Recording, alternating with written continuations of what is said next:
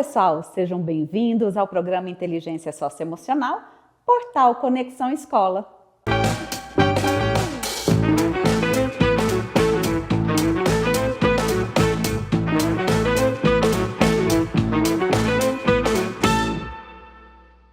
Hoje exploraremos um tema muito importante, o transtorno de déficit de atenção e hiperatividade, mais conhecido como TDAH, e como ele se relaciona com a inteligência socioemocional.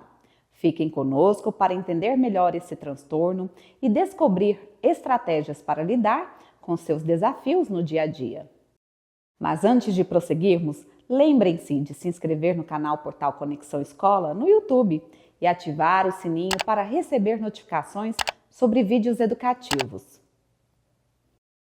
Para começarmos, vamos entender o que é o TDAH. O transtorno de déficit de atenção e hiperatividade é um distúrbio neurobiológico que se manifesta desde bebê e persiste na vida adulta.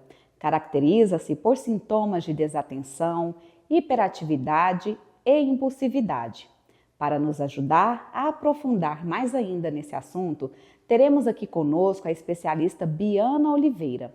Além de outras formações, ela é psicopedagoga clínica. Obrigada por estar aqui, Biana. Seja bem-vinda ao Portal Conexão Escola. Pode nos explicar ainda mais o que vem a ser o TDAH e como ele afeta as pessoas no dia a dia? Olá, Dani! Olá a todos! Obrigada pelo convite, pela essa oportunidade de estar aqui falando sobre esse tema. E o que é o TDAH? O TDAH, ele é um transtorno do neurodesenvolvimento. É uma condição em que se caracteriza por sintomas de desatenção, hiperatividade e impulsividade. Nós temos o TDAH predominantemente desatento, predominantemente hiperativo, impulsivo ou o combinado. As pessoas com TDAH podem apresentar desatenção, hiperatividade, impulsividade, então tem dificuldade de seguir instruções, de se organizar, de se planejar, de organizar tarefas, de manter um ritmo adequado de trabalho, de agir sem pensar. Essa, entre outras demandas que vão atrapalhar esse relacionamento interpessoal. E Biana, quais são as atitudes perceptíveis em sala de aula de crianças bem pequenas, crianças maiores e adolescentes com provável TDAH? Bem, a sala de aula é um ambiente bem complexo, porque ela demanda muitos estímulos, muitos relacionamentos com pares. Para cada faixa etária, nós vamos ver de formas diferentes essas demandas.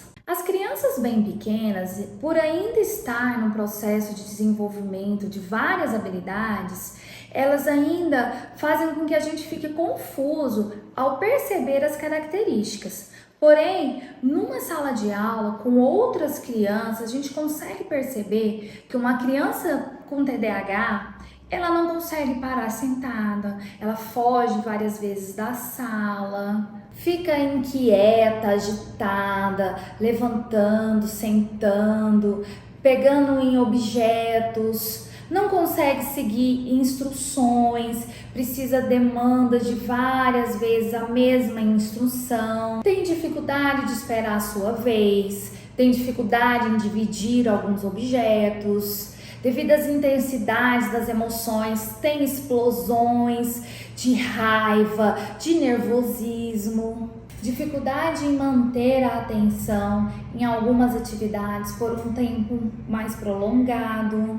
Já as crianças maiores têm muita dificuldade de organização dos objetos, tudo cai ao chão, esquecem os materiais para o dia da aula, esquece de fazer uma tarefa, esquece de fazer um trabalho, tem muita dificuldade de manter o foco e a atenção na aula, muda de assunto aleatoriamente, sem sentido, fala de coisas que não estão relacionadas ao assunto presente, tem ataques de impulsividade, de ansiedade, jogam objetos, tem dificuldade em seguir regras e de se encaixar dentro de alguns padrões necessários para o dia a dia.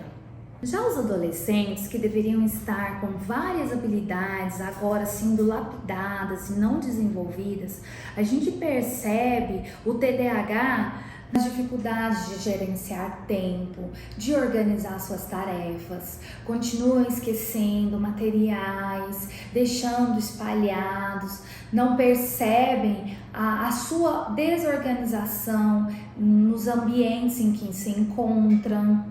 Muita dificuldade em prestar atenção nas aulas teóricas ou em atividades que não são do seu interesse. A grande desatenção em detalhes importantes nas tarefas escolares levam a eles a muitos erros. Outra grande dificuldade que eles têm é de controlar os impulsos ou falar excessivamente e interromper os outros constantemente. E é importante lembrar que essas são apenas algumas características que a gente pode estar observando nas crianças pequenas, nas crianças e nos adolescentes com TDAH.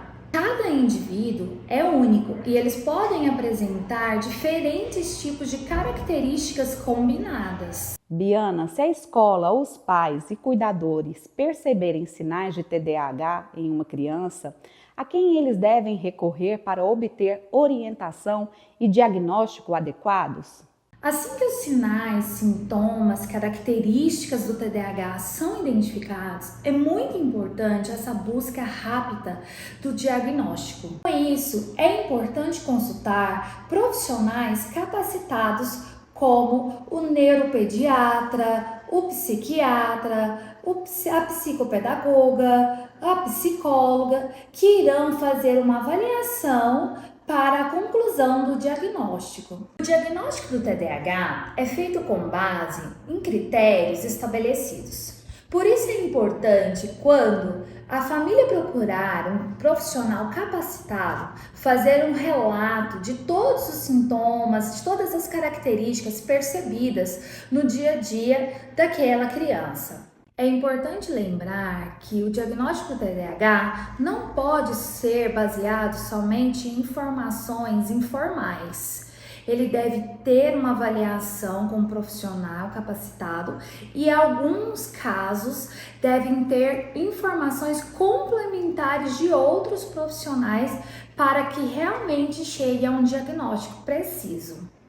Agora vamos falar sobre a inteligência socioemocional, a qual envolve a capacidade de reconhecer, compreender e gerenciar nossas emoções, bem como as emoções dos outros. Biana, pensando nisso, como o TDAH pode impactar a inteligência socioemocional de uma pessoa? Como o TDAH tem dificuldade de gerenciar suas emoções, as suas relações interpessoais ficam com muita dificuldade.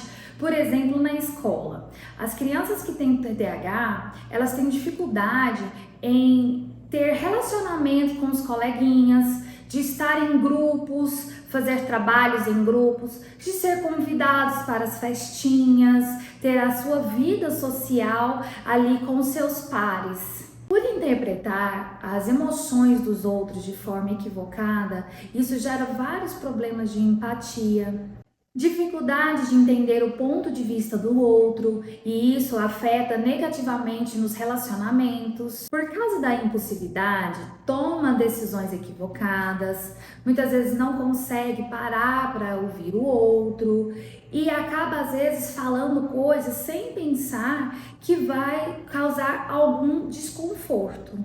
Lembrando que todas essas características, elas não são regras do TDAH. Cada indivíduo vai apresentar ela de uma forma diferente, com uma intensidade maior ou menor.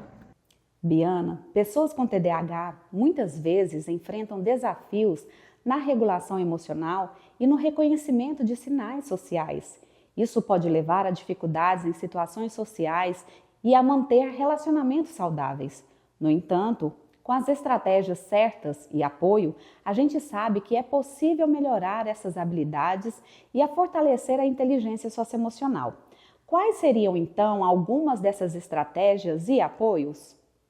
Então, as pessoas com TDAH, elas vão ter alguma dificuldade em enfrentar desafios de regular emocionalmente e reconhecer alguns sinais sociais.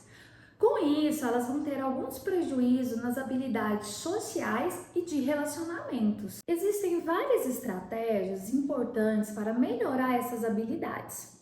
E como que eu tenho e consigo esse autoconhecimento? Através das terapias, dos tratamentos, do uso de medicação, porque aí eu consigo perceber quando eu preciso intervir nas situações e controlar alguns gatilhos que possam me levar a entrar em conflitos. O apoio social também é de suma importância para a manutenção desses relacionamentos sociais saudáveis. O apoio das famílias e dos amigos vão auxiliar no autoconhecimento, fazendo com que a pessoa que tenha TDAH se sinta mais valorizada e apoiada. Outra estratégia muito importante é a rotina. Ter uma rotina clara vai trazer mais segurança e organização no desenvolvimento das atividades do dia a dia da pessoa que tem TDAH. A rotina em casa, ou no trabalho, ou na escola, auxilia no controle das emoções e do comportamento. Obrigada pela excelente participação, Biana. Um abraço carinhoso. Esse tema é vital porque muitas pessoas com TDAH se sentem incompreendidas ou isoladas. Ao trazer à tona a relação entre TDAH e inteligência socioemocional, promovemos uma maior compreensão e empatia. Isso ajuda a reduzir o estigma e a criar um ambiente onde as pessoas se sintam apoiadas e capacitadas a desenvolver suas habilidades emocionais e sociais. Espero que tenham gostado e fiquem atentos às nossas redes sociais e site para mais conteúdo sobre inteligência socioemocional. Para isso, veja o QR Code na tela. Um abraço carinhoso e até mais!